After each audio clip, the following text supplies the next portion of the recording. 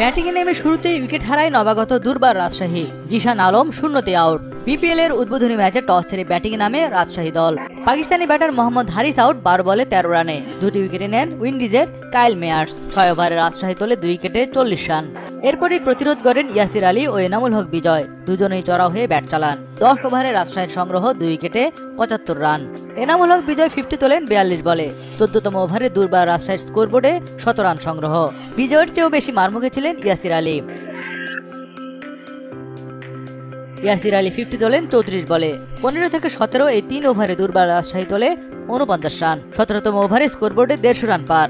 এনামুল হক বিজয় 51 বলে 65 রানে আউট। তৃতীয় উইকেটে 140 রানের দুর্দান্ত জুটি ভাঙে দুর্বার রাজশাহীর। তবে ঝড়ো ব্যাটিং অব্যাহত ছিল ইয়াসির আলীর।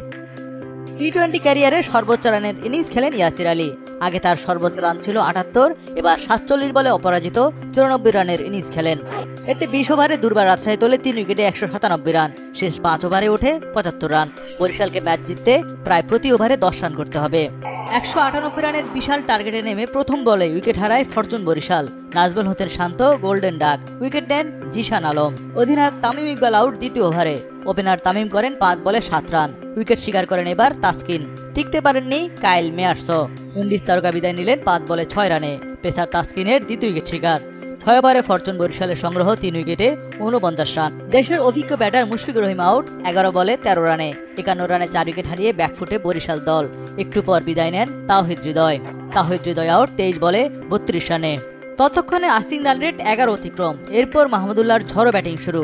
আশার আলো দেখে বরিশাল। 10 ওভারে ফরচুন বরিশালের সংগ্রহ 5 উইকেটে 85 রান।